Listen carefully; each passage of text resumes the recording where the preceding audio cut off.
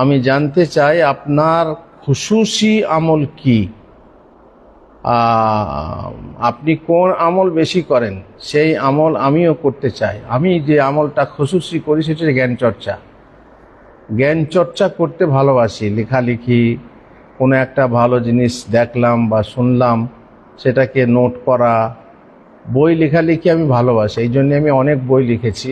লোকে বলে এত বই কি করে লিখলো। তো যাই হোক, একটা কারণ হচ্ছে আমার নেশা এটাই। আমার পেশা আর নেশা এখন বর্তমানে একই হয়ে গেছে, তবে সময় শেষ হয়ে গেছে।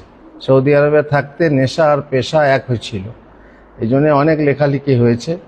এখানে সেটা হচ্ছে না, এখানে কেবল নেশা আছে, কিন্তু পেশার সাথে সাংঘর্ষিক সময়ের অভাব আছে।